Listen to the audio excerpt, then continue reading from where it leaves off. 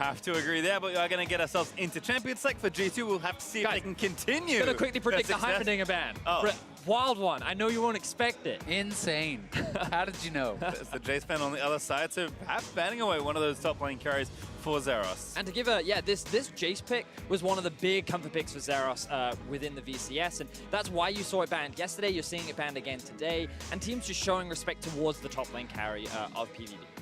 He also has really been a big fan of Aatrox, playing it both pre and post rework. It was actually his most played in the VCS, so certainly formidable on that champion as well. We saw him flexing on the Urgot yesterday, doing really well in that regard. Gonna be interested to see if G2 is actually just gonna make the trade. There is a lot of discussion about who should win this matchup and where the breakpoints are. I think certainly it is easier to play the Urgot than it is to play the 100%. Aatrox. But the question becomes then, at the highest levels, if both these people are playing their champion to perfection, who really wins? And some of the Korean top laners do feel that Aatrox should win in that regard. So it's really interesting to hear the different opinions. And the question, the discussion rather, we were having yesterday, Azale, was that if you are picking the Aatrox into the Urgot, then you need a strong jungle matchup to go with it as well. Because if you want to be able to win this lane, you need to be willing to trade aggressively. You need to be willing to use all your abilities to kind of gain that advantage in the laning phase. And the only way you can do that is if your jungler has control over the top side river. Yeah, I honestly see it very similarly to how, some of the matchups into Gnar used to work. People talk about Aurelia as this counterpick in the Gnar. But if you have a losing jungle matchup and you can't 2v2, well, you can never go aggressive and never jive onto this champion. That's kind of similar to how Aatrox works. Obviously, he can play it more safely, with his Q poke, but really you need to be moving aggressively forward. You need to be fighting this guy to be able to go even. And I think we're going to get the matchup, and we're going to get a bit of a treat here, seeing Wonder, who has been smashing, getting to play against Zeros, who just dominated this matchup yesterday. Maybe we'll get a little bit more insight into which side should be taken. Now, remember, we talked about this in game 1 of the day with the increased priority on the Xayah and Rakan. Yesterday, we saw G2 running the Rakan with the Heimerdinger down towards the bot side of the map. And typically, you see the Xayah priority because you force the opposition into picking away the Rakan, and then you can even then get a favorable support matchup, which is a really good thing to do. But G2 actually putting more value on the engage from the Rakan, and what did over the last few weeks has shown that he's way more comfortable when he plays these engage playmaking style champions. So they value that much more, especially over champions like Brawl. It has been very interesting as well, because this is, I think, another pretty hotly debated topic right now of whether it's actually worth picking the Rakan away from the Xayah at the detriment to your own duo lane. Because when you end up with the Rakan Kai'Sa, sure, 20 minutes into the game, that's incredible in the team fighting, but in the 2v2 lane, especially if you do pick a strong laning support to pair with that Xayah, you are going to be at a significant disadvantage. And there have been options in the past, like Morganas and things like that, that can answer into that Xayah Rakan. So we'll see if G2 can pair up well in that bot lane against this Xayah, and whatever support remains to be seen. I think both teams have set themselves up pretty well here. Strong top lane matchup for both, with the Urgot there, and Xayah plus Gragas was the next selection there for Phong Buffalo. So kind of where are we going next?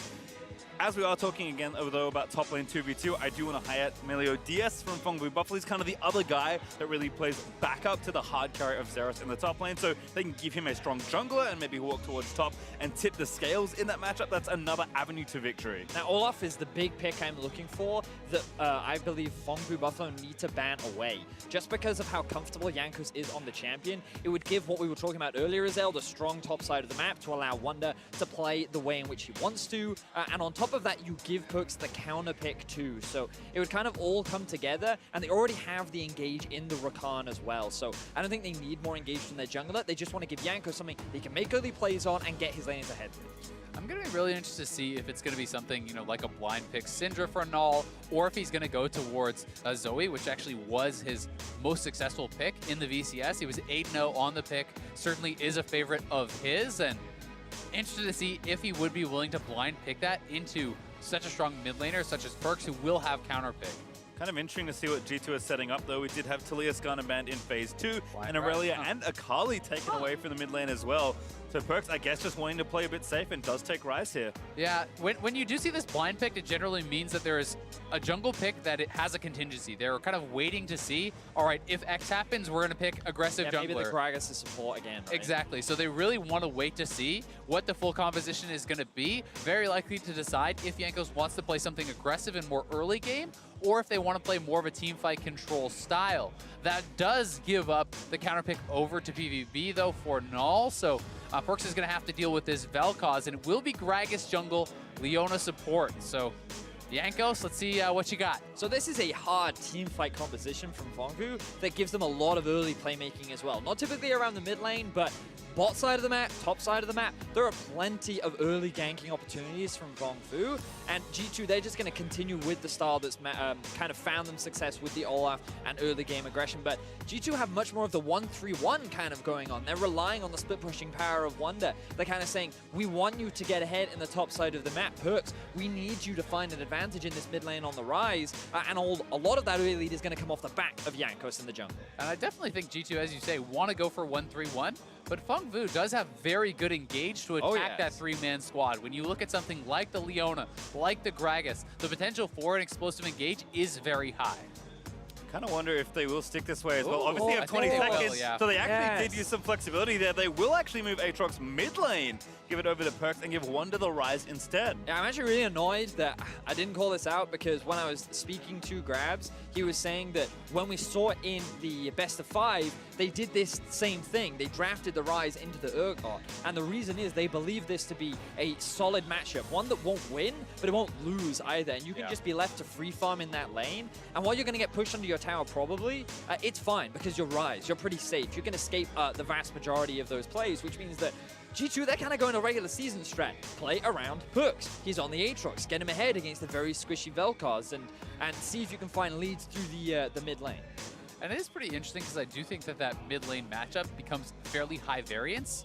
You can see Perks is going to be going Ignite, Electrocute, so certainly the potential to get those kills if they can get on top of this Vel'Koz. But if you start to fall behind against the Vel'Koz, Vel'Koz is going to have full wave control, is going to be clearing that out, and Aatrox may find difficulty entering into some of those fights. And again, I really want to illustrate how in game 1, we kind of put emphasis on Afrika to create plays in the early game, because if it got to that 5v5 stage, the ability to play those 5v5s was heavily towards one team's favor. And I kind of look at PvB draft, and they have a really solid front line with the Urgot and the Leona. They have loads of safe backline damage with the Vel'Koz and the Xayah. They scale pretty well. Like, this is really built for 5v5. And they can make plays in the early game, especially trans the bot side of the map. Oh, and this is some sneaky stuff here. G2 is actually trying to set up to flank this brush. You're going to see G2 come from the top side. Wadid has already W'd over the wall, and he's going to come from all sides onto Zeros here, and they should at least get a flash. Yep, Zeros is going to have to walk out of there. They will flash. No follow though from Wadid. And this was actually a move from Fnatic during the regular season that they learned. As a European, because yesterday we saw the Schalke play from Vitality, and now today we're seeing a move inspired by Fnatic during the regular season. And if you take a certain path through the top lane, even if you're sitting in that brush, you won't be spotted as you walk down towards it. So good pathing there from G2, and they're able to find an early flash from Zeros. And it reminds me a lot of just, we've seen Gragas do this in the past, as you're talking about, and you know, Gragas, obviously, you used to see that play where they could actually body slam over the Dragon Wall and then try to come behind people who are sitting at that red brush. This is the same idea. Yes, it maybe makes your level 1 a little bit worse. You know, a lot of people would like to start Q, perhaps, but it's not going to be a big deal whatsoever. You're likely going to get pushed in regardless against this 2v2. So, hey, get a flash on the top side, give Wonder the advantage, and make Zeros play much more safe.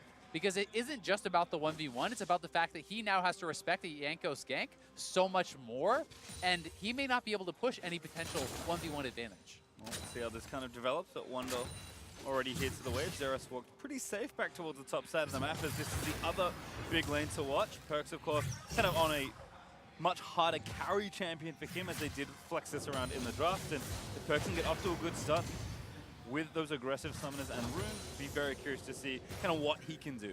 Looking at some of the jungle pathing that we're seeing from both sides. Yanko's actually doing a full bot side clear into trying to get some river control because, again, it's this Leona Xayah lane that PVB have the easiest lane to play around in terms of early playmaking and kind of gank setup. And so he wants to try and secure this objective, but he doesn't have control over the bot lane wave, which means that Pallet can just easily walk up into the river, force Jankos away, and that's going to force Hyun and Wadid to play more on the defensive side. And this is a situation that they often find themselves in, but again, in terms of the early levels, they're just going to have to play on the defensive. Yeah, and I think it's really nice, even just the fact that they didn't actually give that over to Big Toro.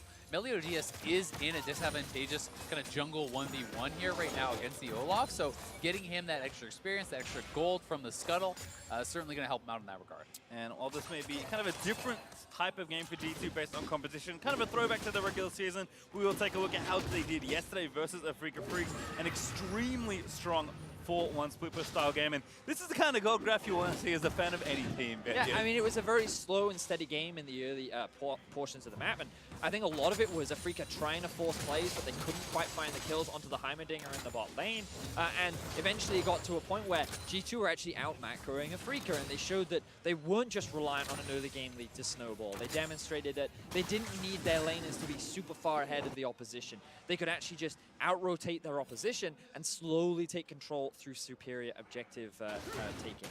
And I also really just like the fact that they were willing to hard commit to a split push style. You saw times where Wunder was not TPing to the fight. He was committing to taking turrets. He was committing to putting the onus on Afrika. And I think, again, you could end up in a similar situation where Perkz and Wunder are going to have the ability to try to force PVB's hand, to try to make them respond to what they're doing. Well, you did see Jankos kind of clear through and maybe looked up, but instead checks the jungle with the Scry's Bloom as both jungles actually recall adjacent to each other overall and pick up their first early purchases. Back in mid though, Null doing just fine right now. Haven't seen too much of this matchup, so might expect the range to win out at least at early points, but Perkz, I know, a very skilled player, very good on these melee style carries as well, so can certainly find some traction, and so far on CS looks just fine. And one of the things really about Aatrox's mid into casters is if you get to a certain breakpoint where you're able to actually hold the Aatrox off of the minion wave, then he's not able to kind of vamp up and heal up off those minions nearly enough. As long as he's having access to the minion wave, he started Doran's shield, it's going to be really hard to actually poke him down enough to kill him. So you have to hit a certain breakpoint where you're hitting enough spells and you're really starting to threaten him, and then it can snowball a little bit. I completely agree with you, Azale. I think that matchup is entirely dependent on how much sustain Perkz is allowed to have access to, and so far he's doing a pretty good job, but once those items start coming through for Null, especially the Lost Chapter, that's when we may see things start getting a little tougher for Perkz, which is again why we're putting all this emphasis on Jankos to be that early proactive playmaker, and where he could look to play around is mainly mid and top. I mean, you could argue that with a Rakan, once you hit level 6, you could look to play around that lane, but Leona and Xayah is such a difficult and dangerous lane to gank because of their ability to turn things around. So G2, I really think they need to invest towards the top side of the map. Have to agree that I think both junglers are going to need to track each other well and pick their spots when it comes to this early aggression. See, Meliodas is back out on the map. Does see a good chunk of vision here from G2. We'll miss the ward on the left side, but it's just about the timeout, so he'll get a little lucky there, and we'll find that control ward and take down the zombie ward as well, as Perkz does return to lane with a very respectful early merc treads. Yeah, I think it's pretty smart. It does actually work on the Gragas knockup, which does actually count as a mini stun, so it doesn't count as a true knockup, so it's effective against that. And there is, a fair bit of slow and stuff that it can reduce also, as you are going to have the Glacial Augment Vel'Koz, so it makes a bit of sense. But one of the things I do always kind of somewhat disagree with from pro players is if you're going Merc Treads purely for the magic resist, it's often better to just sit on a Null Magic Mantle for a favorite 450 gold instead of spending the full 1,200. Jankos is actually going to be aggressed on here. Ooh, Ignite already from the spellbook change up. There's the Ragnarok burn, and good flash as well from Jankos. Damn, even throwing out the flash because the ulti came out from the Yogo. Now, you can see lying in wait is Pallet. That little lane gank, but Perkz is staying safe and also has flash and his ultimate ready, so not too much danger he's in right now. Yeah, it was just a really nice interrupt on the ult there from Perkz. His Q actually was still buffered before the knockup came through, so Null hit the knockup and thought he was free to ult, but the Q was already cast there for Perkz and did interrupt him. And kind of backtracking towards that top play, Jankos, he actually thought that he was in a safe spot to go towards top because of the pressure that Perkz had in mid. He just didn't realize that Meliodas was topside and that Zeros actually had priority in the top lane as well, so he ended up getting collapsed upon, and he thought that with just his ulti he could get out of that situation, but he realized, okay, the moment the Ogre ult is on top of me, he knows that his half a life bar now becomes a quarter life bar because if you drop below a certain point, you're obviously going to get executed. So I think the flash was made sense, but it also means it's that much harder now for him to try and make these early game plays. So I think the way in which PvP are playing it, they're pretty happy with how things are going right now. Yes, their mid lane is a little bit behind in farm, but top lane is even, bot lane is doing fine. I would just like to see them now that they've hit that level 6 mark, Meliodas being the one to try and force plays, ideally around that bot map.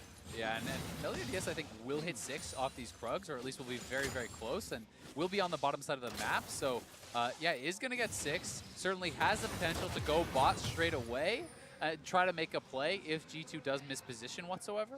And they're clearing out the vision as well. You can see the pings on the mini-map. Control Ward ended up getting dropped down there. And he's just hanging around this part of the lane. Pallet's still not quite that level 6 mark yet, but they're waiting for the bot lane to overextend. But again, G2, they leave their bot lane on an island. This is a situation that Hyuna and did find themselves in often, even during the best of 5 against Infinity. 3 out of the 4 games, they had losing matchups. And it's just a situation that they're just comfortable. They're experienced playing in this situation. Just like, okay, we have to be safe. Our jungler often doesn't play around us, and often they're able to get through it without too much of a depth. Definitely personally impressed with how much pressure Hyuna and did have been able to absorb, even with the likes of Spirit Talia walling down there in the early stages of their game yesterday. They held firm and were just fine. Again, G2 just kind of playing it out slow. In fact, both these teams playing a pretty quiet first 10 minutes here in this game, but there's certainly a lot to play for as the game develops. Jankos is going to eat some harass, but he's got his ulti back, so he's just going to try and clear this water. He does what he can. Oh, goodness. He face-checked the ulti, and that's a first blood for Null. Oh, that was so bad from Jankos. The disrespect there. You ate pretty much a full combo from Null, and you had no flash. Yeah. Null was guaranteed to get the kill there. Both Azael and I saw it happening, and then the moment he threw out the ult, we knew it was destined to happen. Yeah, I mean, I don't understand what he thought, but anyway, there's going to be a play on the bottom side. Meliodas is 6. Gonna ding 6. There's the ulti, but doesn't quite knock Hyuna the right way. Still within. Locked up. He does flash, but he's ignited. That's a flash feather from Big Koro. This could be potentially a turret as well with the mini wave coming in. We'll see if they want to try to commit to it. Turret already fairly low, and Jankos with just a massive mistake there. Throws away his life. Means he can't be on the bot side to protect it, which allows them to then make a play there, and they have the turret pretty chunk low. Yeah, PvP gained so much off the back of this. They've now extended it to just under a 1,000 gold lead. You can see here, Jankos, he's already got the passive proc. At this point, he takes so much extra damage. Can't believe it back in. And then here you go. It was just a complete disrespect, the amount of damage that Vel'Koz has. And the thing is, EU fans are now looking at this and being like, oh no, it's regular season Jankos back again. He makes these inconsistent plays and he gets punished for it. And here, Wadid, he's trying to say, oh, now we got to play. Oh my goodness, Sarah's trying to make up for the solo kill he missed out on yesterday, but Wonder, he does reactionary flash out of there. Meliodas is coming up though, and he still has his flash available, and the Urgot ultimate is up, so you could set that up. They're going to show respect and back away. Yeah. And now G2 can answer in the bot side, but now things are looking really good for PVP. We said we wanted to see them get a lead in the bot side of the map. That was made even better because they got a lead in the mid. Now Perks is in trouble. Glacial Augment, Warbender is going to get popped, so the Resurrect will be there if he needs it. Null, though, doesn't quite angle the laser off to the right, so Perks does get out without needing to revive. So Perks walks away, but again, Null spotting the mid lane, or spotting G2 members out and punishing them. They now get all this free damage onto the mid tier 1. PVB punishing multiple mistakes that G2 are making. I mean, they're pressuring all across the map. Wonder had to run on the top side. Now you see Perks sent back home on the mid lane. Bottom side, the turret is down below half HP. Phong Vu is looking really good and a much more kind of reinvigorated team today, right? Obviously, they did not look that strong against Flash Wolves.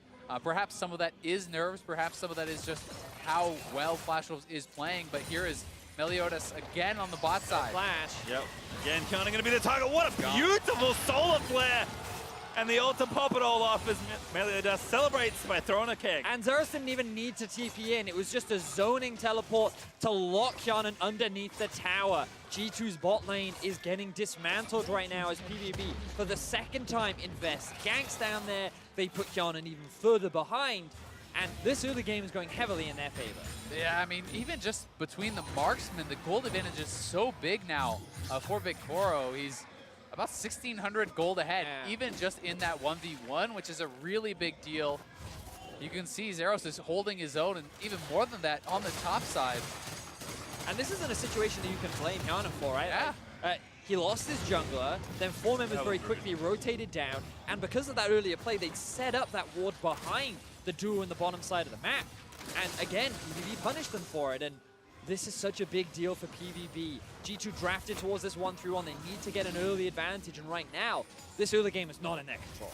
And it certainly was, you know, Yanko's mistake to die in the mid lane, obviously, but it's very nice to see how well Phong Vu is playing around that mistake, capitalizing 100%. on it, punishing it time and time again. Not just the first kill, but as you said, setting up the ward for the repeat and looking constantly for more. Now looking to try to force on this Griff Herald, crack the top lane turret. They already had bot.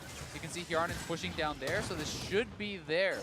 Look, Pallet hasn't bought a lot this game, but he has gotten insane value out of these early mobility boots. He's been so active ever since that early bit of pressure. He's been on point with the skill shots, and now Wonder, he's the next victim. Soulflare barely going to miss as Wonder Realm warps away. Really unlucky there for Pallet. He tried to make the play. Wonder, bit overextended in the top lane, almost got punished.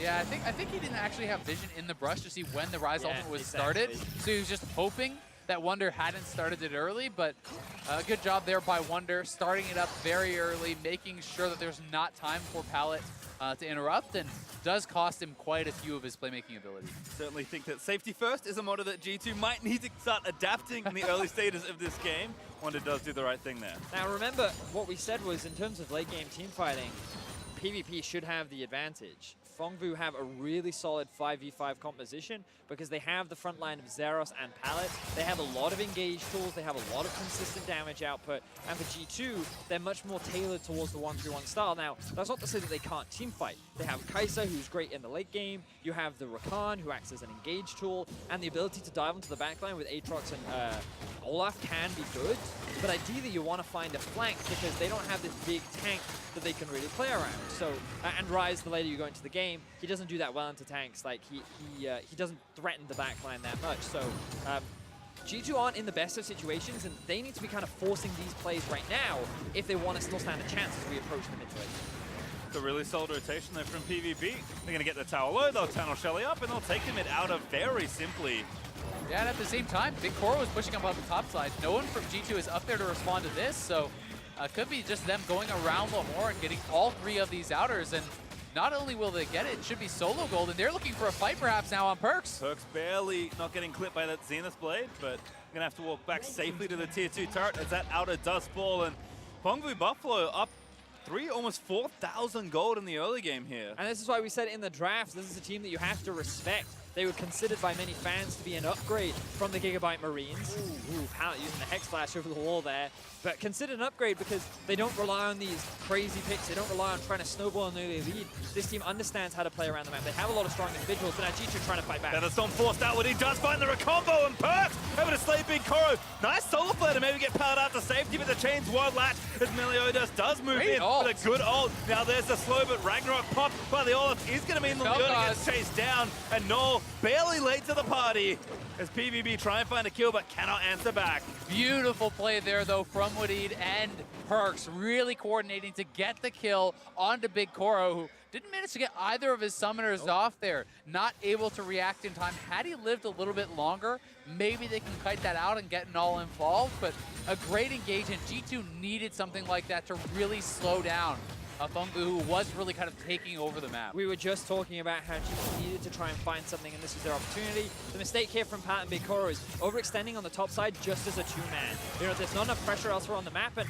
I feel like that the ulti just came out a little too early from Koro. He should have used his flash into the ulti to then try and get away from Wadid. And while this was a great ulti from Meliodas, unfortunately, flash was used from Jankos. He can't be CC'd, and then G2 end up finding themselves 2 kills. Still, though, at a 2k gold deficit, and PVB are the ones dictating the pace of the game. Yeah, certainly sitting in a good position. They're going to go down to the Dragon and look to take this. G2, as you can see, has not done very well from behind. It has been very much about their early game and creating advantages for themselves, especially through Jankos and through some of their individual play. And we'll see now from a deficit how they are going to look against this VCS team, who has really, by all accounts, from a lot of the analysts from this region, been an upgrade over Gigabyte Marines, been a stronger team. Zeros is doing it again. Looks for the flash, but Wonder. He's really trying to prove a point against Wonder, isn't he? And to his credit, the reaction flashes have been on point for Wonder to not get clipped by Disdain. But still, the rest of the team does reinforce, and this tier 2 looking pretty unhealthy for G2. Yeah, they're going to have to give this one up. It is traded, though, on the other side of the map in favor of G2, so Perkz will trade that. But tier 1 for tier 2, PVB more than happy to take that exchange. Actually, even in terms of Drakes, and with the next one spawning, you imagine that PVB have that control because yet to lose their mid-tier 1. And I mean, I only just realized 4 towers to 1 in favor of PVB, a lot of where their early game gold lead is coming from. Yeah, it certainly is. And honestly, their Baron take is pretty solid, and their Baron turn especially is very, very threatening. So as we approach, the 20-25 minute mark, if they can control vision around that area, they can look for picks with the Leona, with the Gragas, try to turn and find something. They're trying to wait for Perkz' ultimate to actually expire here, but I think he's going to be out. It's a great umbral dash there from Perkz and barely miss out on getting body slammed. PVB, though, again, back out on the map, and carries are starting to build up items. We have 2 finished with Bikora. We almost have Super Soaker done for Null as well, and here's the TP just to defend this turret, as Wonder is pressuring a little bit more in the side lane. I do have to throw a little bit of criticism in the way of Pallet, though. He has certainly not been on point with his Leona ultimates in particular.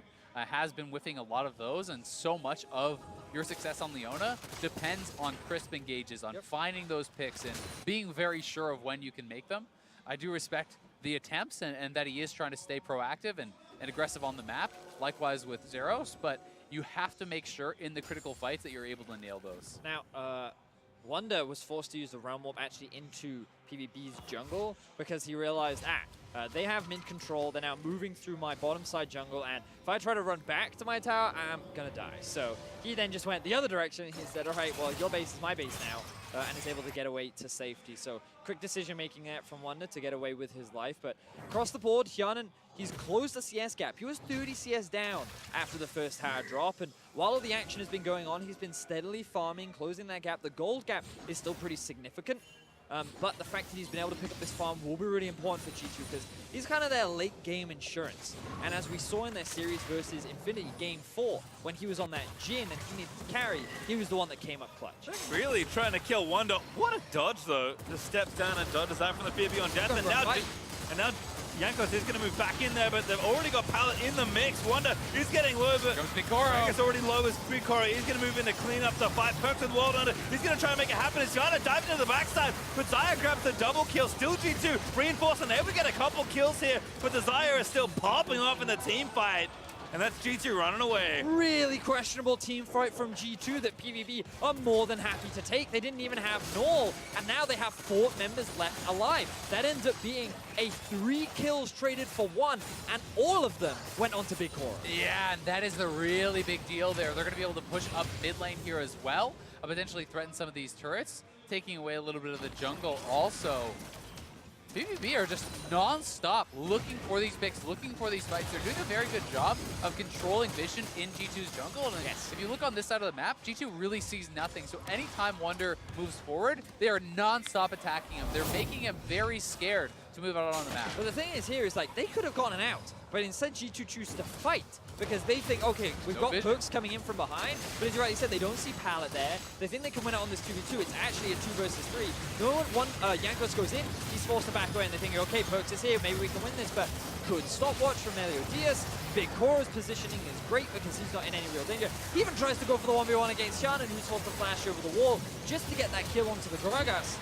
But in the meanwhile, PVB are finding themselves 3 kills, and like, yes, PVB, they're playing these fights extremely well. They're getting their kills onto the right resources, but multiple times, G2 have made some very questionable decisions. Yeah, they really have, but I think they're feeling a little bit of the pressure, perhaps recognizing that PVB may have an advantage in the 5v5 in the later stages of the game, and that can make you feel like, hey, you need to find fights. Hey, we need to do something now, and perhaps being a little bit too over-eager to find some of those opportunities. Well, nice job checking that brush by Null's Twin Shadows, but Phong Buffalo now going to move into the Baron area and look to threaten this. They've had such a good time pressuring a very long bot lane that I think G2 have really opened up this space for PVB to kind of translate over to and threaten the first Baron of this game. We're still very early on as well. I mean, we've talked up PVB being the team in this game to have strong late game insurance when the team fight phase rolls around, but they've just done a good job getting ahead pretty early into this one, and G2 feeling that pressure feels even worse as Janko's going to be forced to burn Ragnarok. And G2 need to recognize that they don't have control over their own jungle right now.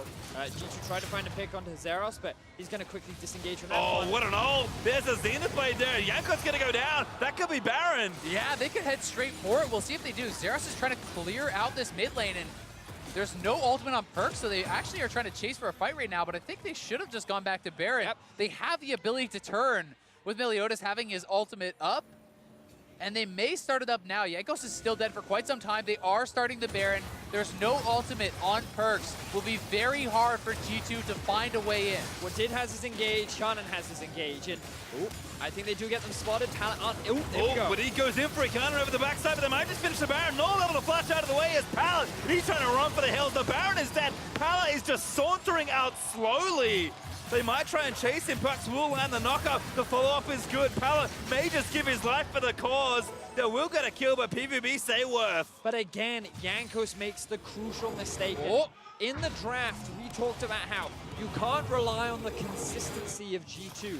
During the regular season, they showed that on one game, they looked like the best team in Europe, and then the next, they looked like the worst. And a lot of it came off the back of their jungler, making these crucial mistakes. And here's another big one from Jankos. He burns his ultimate after sitting on top of a ward. He tries to clear it out, and this is fine, but at this point, you have to disengage. You have no control. He then walks around right into the face of PVB, who are like, okay, we're more than happy to take this kill.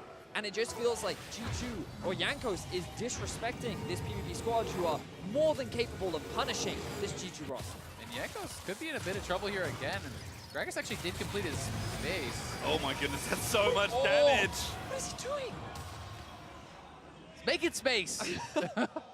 I'm so confused by the decision-making of Jankos right now. Because even then, right, like, you kind of look at how the game state has gone, and Shannon did a good job of closing the CS gap. He was slowly getting more, more and more farm, and then the enemy AD carry picks up 3 kills, and now he has 2,000 gold advantage over his lane opponent. Same for Null. He's now sitting at 2-0-0, nearing completion of his 3rd item, which was a death cap.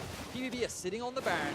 They're looking really good with how they're constantly punishing these mistakes, and now they're primed and ready to just break into the base of G2. Yeah, and I honestly agree that that one was a real head scratcher. The solo play from a tank Olaf, like, I'm not really sure what he's looking for at that point, and had Meliodas actually not completed his base, they would have just killed him there, but either way, PVB are pushing up mid lane and potentially could just crack the base here. Yeah. Hex Flash from Pallet. He's going to threaten. They will take the tier 2. Still minute 30 left on this Baron, so time to get in and try and take an inhibitor. Zera's pretty tanky, but Wonder does lock him up under the turret for a shot or two. There's a flank from Wadid, but he's sitting on a ward. He's going to get spotted. Twin Shadows again, coming up clutch for this Vel'Koz, and that turret's dead. Wadid is way too far out of position at this point, and G2 can't really defend right now. Looking to maybe lose a 4v5 at their inhib if they choose to fight. Yeah, Null is just staying back, zoning him, and knowing that even if Wadid comes around and engages onto him, they won't be able to kill the Vel'Koz without additional help. Yep. So this is just really strong play here from PVB. There's no cheese about it. There's no anything other than standard macro play, and they're straight up outplaying G2. And you kind of look back at the best of 5. Ooh, they may have found Zeros. Got an ulti's in. Perk's already going to grab another knock-up, and that's a good kill. G2 going to pick it up as well. He's going to maybe try and turn it back around. He engages with Perk. Already popped world under his Jankos. Completes the flank, but Desire still alive. Big Koro is just forcing out the DPS. Perks is going down. That's going to be a double kill. Make it another triple for Desire from the bot lane. And Yarnan and Wadid head for the hills, buddy.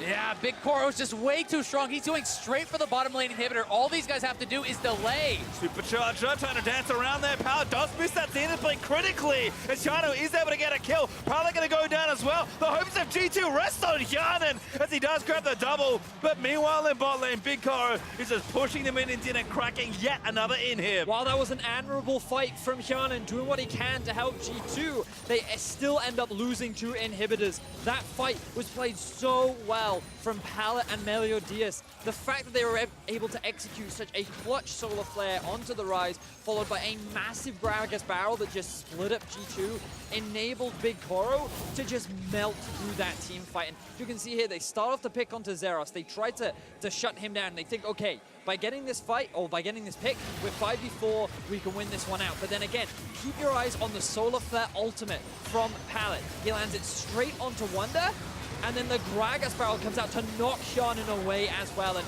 in all of this, Big Koro just isn't touched. Such a beautifully played fight from PVB. Yeah, that Gragas ultimate was honestly perfect. Not only are you knocking out the Kai'Sa, you're knocking in the Rise to get that kill. And despite the fact that both the solo laners went down from PVB without really being able to contribute anything, Big Koro is so ridiculously strong that if that man is protected, he can shred them. And this is certainly a little bit of hubris there from that duo. All they needed to do was stop the base. They don't need to chase that hard. Exactly. So they do give over a couple of silly kills, but still in an incredible position. I mean, 2 inhibitors are now down for G2. They're 5k gold down. You can see how the 280 carries are the big contributors. You're right there, mate. That was a lot of damage on that last team fight. It certainly was, but now PVB, they don't even need the next Baron. They can just group up top. They can continue to siege. They know they have the stronger 5v5. And it's kind of, again, up to Hyanin to turn this game around. Just like it was in Game 4 of Infinity versus G2 in the play-ins qualifier. It is all down to this 80 carry. 4-1-1 now, 3 items finished. It's going to be such a big play for him to be able to turn this one around. And I honestly say there's just as much pressure on Wadid. Like, he has to find a perfect engage. That was both the solo laners dying without getting to doing anything, and they still lost the fight, right? Like, if you do not eliminate Big Koro or someone instantly, it's going to look bad, and Wadid may be spotted here. They're going to try to chase him down. Again, they're just zoning him out while they go for the inhibitor. This is such smart play. And now what did G2 do? You said it. Wadid's the guy that needs to find this engage, and with their main engage being chased away by Leona. Just trying to act as interference while the rest of G2 clear out these minions. Perks can now be in trouble. Slowed again. The Glacial Augment value is continuing to rise here for Null. Perks does dash away to safety, but PVB still continuing their assault. They'll just translate back to topside. All right, so the Baron spawns in about a minute's time, and they can very cleanly use this as a means to either force a fight against G2 or secure it without much contention, because remember, G2 still have 2 waves of super minions that they have to deal with. Full vision control is in favor of PVB in the top side of the map, and things are looking really good right now for PVB. And that's also why they're sticking so heavily around here, knowing that G2 can't get out on the map to even get jungle vision for themselves. Engage. Wadid again looks for it, but he only finds Urgot. He's going to get knocked around as he does dance back towards his teammate. But still Zeros looking for it as Perk. Maybe has a flank here. Zeros taking a few too many turret hits in that exchange.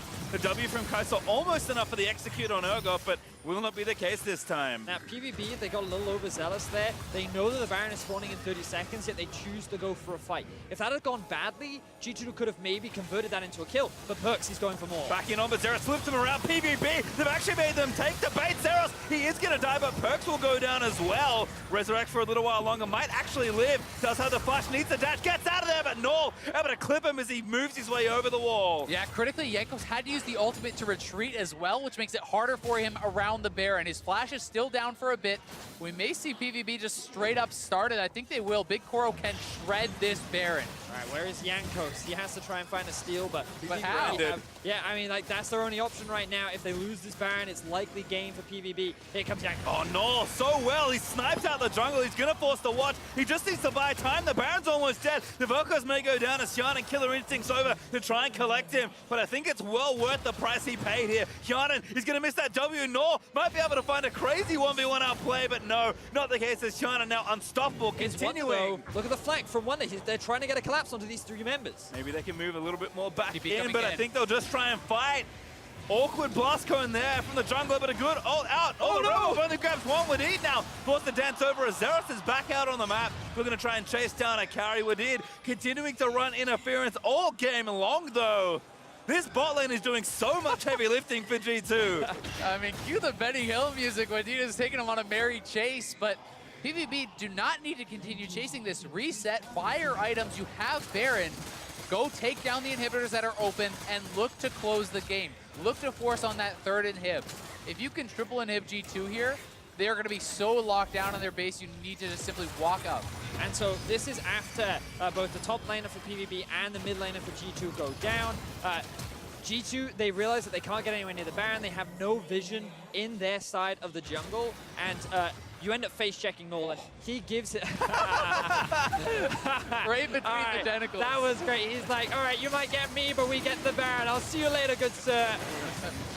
Good stuff there from Noel. He does his job, and now PVB with the Baron, with the gold lead. G2, after a huge upset win yesterday, now face their first loss of the World Championship against PVB and could really spice up Group A. And for me, PVB's loss kind of felt a little bad. It feels like pick standard and loss. This game feels like just inverse. They pick standard and they're winning pretty handily against G2. And it wasn't Zeros that had to do it. He's their superstar. He has gone fairly even overall against Wonder. Yes, he is definitely behind in farm now, but the laning phase was fairly even. It has been the rest of the team doing a lot of the heavy lifting, which is encouraging to see that they can win in these different ways against some of the best players here. I mean, Big Koro himself is absolutely massive in this game. He's sitting on 90% crit now with that second Zeal. When he completes another Shiv or whatever he wants to buy, he's going to have his 100% crit. He can kill anyone on G2 in a matter of seconds. Well, this could be the final stages of this push here as G2 try and find an angle into this team fight. Baron still up for a minute. In-hits have respawned. So Phong Vu Buffalo looking to again put the capstone on this game. I do feel like PvB could threaten multiple lanes, but instead they're just going to group up mid. Keep your eyes on the potential flanker engages. Xiaonan is hanging up in the front line. Lucy's Banshee's already. Oh, Liddy goes in again on the front line. They're going to try and dive back in. Perk's going to try and make something happen, but Big Koro living for a little while longer. He did have to burn ult. Xiaonan, though, forced to flash out from one of the solo players. The knockup comes in onto one who is now forced to flash away. Perks, he's in there, but the Whirlwinder's down. And Zeros has already used the ult, so no sniper. Also has his ultimate here. I mean, Jankos is all the way back around the fight. I don't know what they can really do. PvP and is running G2 around in their own base as Big Koro moves in for cleanup duty. Pallet takes down Woodid and Sepulchral combat as Perks is fighting the jungler and losing. And Phong Vu Buffalo, it just feels like they can't put anything out of place. They're going to move in and smash this Nexus. PvB still have 5 members alive, only 2 Nexus turrets stand in their way. G2, there's nothing left. Xiaonan still alive. Is there a something? No, it's just Wonder. Realm warping in to pad the KDAs of Phong Vu Buffalo. Yesterday it looked a little shaky, but today it looks extremely clean as Phong Vu Buffalo take down G2. No one is safe at Worlds 2018. Favorites be damned. The Phong Vu Buffalo turned in an incredible macro game here against G2, looking so strong across the board and tying them up 1-1. It's Afrika who's sitting in last. And like Phong Vu, they made a lot of great plays this game. I think Zeros did an excellent job playing hyper-aggressive up against Wonder. Melio Diaz having so many great Gragas ultimates in the team fights too. Big Koro, the AD carry, was really the big carry of this game. But also, Jankos had an awful game that was so regularly punished from the side of PVB that this was the inconsistency that we thought G2 had moved past, especially when you look in the play-in stage where Jankos overall had a very solid play-ins, but coming into today, that was not a good game from Jankos. Perhaps not enough respect given over to their opponents. Which is ironic, considering it was Afrika who didn't show enough respect to G2. You'd think that they would learn the lesson. I mean, it's easy to happen, and that play around mid lane for Jankos, dying solo while clearing the ward. He didn't have flash, he didn't have ult, he gets killed by Null. That really triggered so much in the game. So much. Because it meant then they can go bot and dive that. Jankos is not going to be there to answer, and that's where the snowball really did start, so certainly a play he's going to want back. Certainly catch some mistakes and punish accordingly, but for more on how PVB's first victory here at Worlds, let's send it over to Dash and the analysts. Thank you very much. Pace for time, that's exactly right. The first win on the board for Phong Vu Buffalo over G2, who had started hot yesterday. Get knocked down a peg, though, this time around. And this is why it's so hard to gauge things off of transitive properties and day one results, because G2 had a very strong game, and in this one, even though Phong Vu Buffalo did nothing against Flash Wolves, they were incredibly proactive in this game to pick up their first win. Yeah, without a doubt. And if we're looking at players, of course, Zeros was someone we highlighted on day one as a top performer for the team. The Urgot going over in favor of him. We heard Vedius giving him a little props for how he played the lane aggressively against Wonder. And I think that has been a large part of what we've talked about in this group is the top lane, kind of prowess, And so how do we feel about that performance there coming out of the top lane? I mean, I think we were all also really getting behind Wonder, a bit of the hype building up, especially for how well he did against Keem. But it feels like G2 kind of fell off of their own expectations, hit reality, and now everyone's just a little bit more somber. This was a lot more what we expected from G2, what we saw from Plants. Disorganization, not necessarily the individual hyper carry performances that this team can be known for. Definitely a bit of a sobering performance, right? Because it's more of the G2 that we saw if you just examine their level at play-ins in particular and rewind. This is more the G2 we expected yesterday. And now, of course, the doomsayers will say, what does this mean for the performances going forward? Is it just really the Heimerdinger that inflated them? Finding a way to simulate that would be so important, but Big Koro was definitely the monster in this game for the side of PVB. Absolutely, and they are undefeated with Heimerdinger, and that goes to show they are much better with it. They weren't able to stabilize bot lane early on in this game, even if later in the game Karn was able to pick up some kills. I think that was more due to the chaos of the moment. One of the standout picks for me in this game was the Vel'Koz, when we had just seen Kuro have a fairly underwhelming performance on it. A better build, in my opinion, for this Vel'Koz with the death cap to really get the damage out of the team fights. But as you can see by these replays, it got a little down and dirty in the middle of the game because too many kind of random deaths at the end of fights. You don't necessarily need to buy the time, but then also little outplay moments as well. Yeah, very much so. Got dicey in a few moments, but ultimately, Phong Buffalo, a couple Barons, and they'll be able to push in for their victory. Frost, what are your thoughts? This is the big takeaway for PVB. Again, when you look at them... The dance moves there, pretty great. When you look at them from their regular split performance, you know, they're not a big cheesy team. This is not the Gigabyte Marines. They're much closer to the style of EVOS where it is clean League of Legends. And yeah, they did get rather shut out against Flash Wolves, but it was really hard to gauge the scale, because now that we recognize how good Flash Wolves really are, it makes PVB look that much more competitive in this group. And with Afrika sliding down and PvP stepping up, suddenly anyone could actually get out second in this group. If you look at the Afrika Freaks, now you need to 2-0 PVB. That's the only 2-0 they can acquire, of course, as the 0-2 team. After 2 games played, Afrika are the only 0-2 team in this group. I don't know what the betting markets were like for that. Probably a very speculative choice. And now the 2-0 is needed. I agree. The fact that Group A is now wide open is solidified by this game. Like, it gives you more hope that Afrika can make it out, because it's the 0-2 start. I need the hope, Jeff. Right? And we haven't seen since, you know, we haven't ever seen a Korean team start 0-2 at the World Championship. Since 2014, when we've had this format, no Korean team has done worse than 4-2. And I don't think Afrika is going to go undefeated from here on out. But when you have everyone except for Flash Wolves trading games, as we saw last year, it might have even been Group A, it's possible that you get a 6-0 and then a triple 2-4. I was about to say, you can get out with a 2-4 tiebreaker. Right? And I think that has been opened up as a possibility after watching these teams play 2 games. All right, well, Phong Buffalo did put the first victory on the board for them in the group stages. The player who had the biggest to do with that is Big Koro. He'll be receiving, rather, MasterCard Player of the Game this time around. 10-1-4 on this Xayah pick. One of the more experienced members coming out of the VCS region, next to Pallet right there. Really, when you look at this team, the 3 pillars of the team are their superstar top laner in Zeros, and then their collective bottom lane. And I think Big Koro, you gave him the Xayah pick, you gave him the team fight, and you watched him shine. And I think the MVP was in doubt in the middle of the game. You know, he had 4 kills at one point. You're just like, okay, but who's really the person who's really taking over this game? Some of his execution on this Xayah in the mid-late team fights was just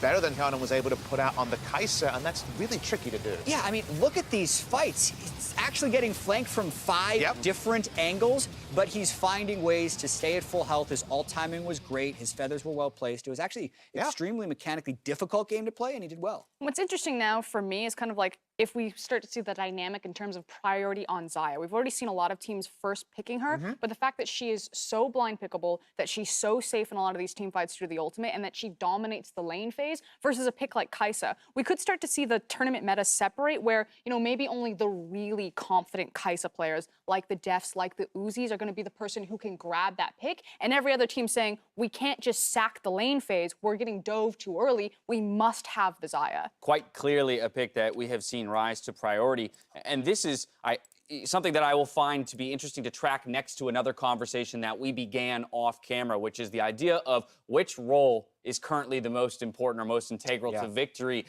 you know, in a game of League of Legends. You look back at MSI, a lot of people are going to say, well, at that point, it was the 80 carries. It was the marksman. That's why RNG found so much success. Well, it's last year, Ardent Sensor Meta. Exactly. And so 2 days in, still very much too early to call, you know, and we're seeing a continued development. But I will be curious to see priority of champions alongside priority of lane, Matt. You know, which lane is the most important? Yeah, and I do think top lane performance is still very important. Because if you're very confident in the Urgot metagame, it opens things up. But also, the power of Urgot is becoming a little bit questioned. It was so dominant in play-in. It's 1-5 so far in the group stage. So the only game we saw win on it was actually Flash Wolves at the start of the day. A lot of these teams are actually finding ways to counter it. After this game, it gets another win as well, sorry. Right. But that's one thing, being able to draft both sides with pick-ban flexibility. But then secondarily, I do think it is the marksman position. Right. Okay, marksman position secondarily behind top lane? It's between those two, is what I'm saying. Yeah. I actually feel like I have an answer, at least in my opinion. I think for group stage, best of one, it's jungle performance. Yankees had an off performance. I think that was one of the key reasons why G2 fell down. And I think when you find the most successful jungler controlling the game, for best of 5, I think it's the ADC, especially if it goes to game 5. Normally, I have a background in coaching. You sitting in the team, if it's best of 5, game 5, you're going to play slow. You're never going to risk your best of 5 on trying to play an early game. You're going to stack everything up. You're going to go for late game scaling. That's when your ADC counts. And that's why I think if we go to best of 5, the team with the best AD carry will win the tournament if it goes to game 5. Because it'll always go the distance. No, we got 8 out of 48 games in the books. So still plenty of time to decide really where the priority lies. To hear more about that victory, let's send it over to Avli and the PVB top laner. Thanks, guys. I am here with the victorious PVB Zeros. Congratulations on that game. And I know that coming into Worlds, everyone has kind of had their eyes on you as this solo kill king. But in that last game, we didn't see you pick up a single kill. So when are we really going to see that come out? Chào Zeros, người vừa có được thắng lợi ở trong cái trận đấu vừa rồi. Trước khi đến với chung kết thế giới, người ta đang chờ đợi một người solo kill king, một vị vua solo kill đường trên. Nhưng mà ở trong trận đấu vừa rồi thì em lại không có bất kỳ một cái điểm hạ gục nào cả, không pha solo kill nào cả. Vậy thì khi nào người ta mới thấy một solo kill king Zeros thật sự xuất hiện? Thực sự thì trong ván đấu này em đã cố gắng rất nhiều để theo game nãy thì mọi người có thấy thì mỗi lần em dùng lát là em lát lên để đánh với Rai thôi, chứ mà ít khi comeback lắm. Em cũng đã cố để lấy mấy pha solo kill mà em nghĩ hơi khó. Với lại chiến thuật đề ra là em phải tự lo, nên việc solo kill cũng hạn chế. So actually in that game I tried a lot of times to flash in and try to take Rise alone, but it was really tough. And to my team strategy, I had to stand for myself, and so that's why I refrain from trying to solo kill a lot. And from all the players and teams that I've talked to, no one is quite sure what to expect from your team. They kind of see you as a mystery team that could either be maybe just a wild card team or one that could potentially take all of Worlds. So what do you think of the rumors, and what do you really want to prove with your performance here? Đến với giải đấu này thì chúng ta như một cái bí ẩn đối với tất cả các đội. Họ đánh giá rằng chúng ta có thể là một đội rất mạnh, rất khó lường, hoặc là chúng ta có thể thắng tất cả mọi thứ ở tại giải đấu này. Vậy thì em nghĩ như thế nào về những cái lời đồn đó, và em muốn chứng minh cái gì ở tại giải đấu này? Nghĩ họ nghĩ về mình cũng đúng thôi, bởi vì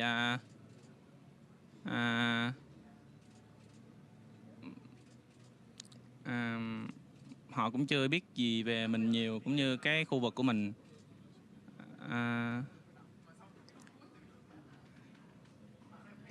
Em muốn chứng minh cái gì ở tại giải đấu này? Em muốn chứng minh cho các chứng minh ở chung kết thế giới này là team khu vực Việt Nam cũng có thể phát triển mạnh mẽ hơn, không kém các khu vực khác.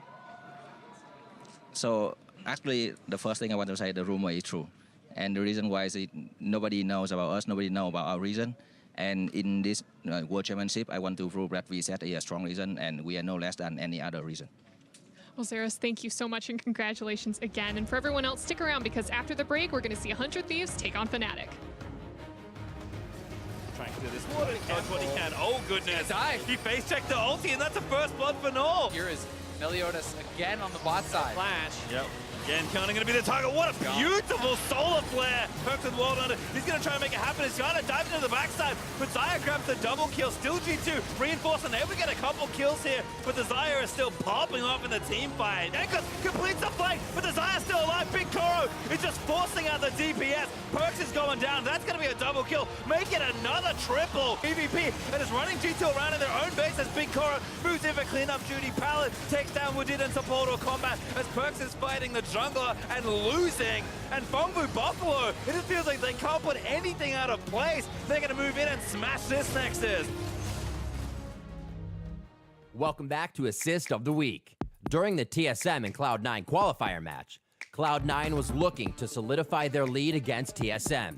Near Baron, Zeyzal and Blabber launched themselves into TSM, causing them to retreat. This scare tactic allowed Cloud9 to use their ultimates efficiently and take down 4 members of TSM. In the fear, here comes the dive. They'll pick up Mithy, and now Hanser might have been up more than he can chew. Doesn't find the pullback. It's a 5v3. He's still diving with the ultimate. Oh!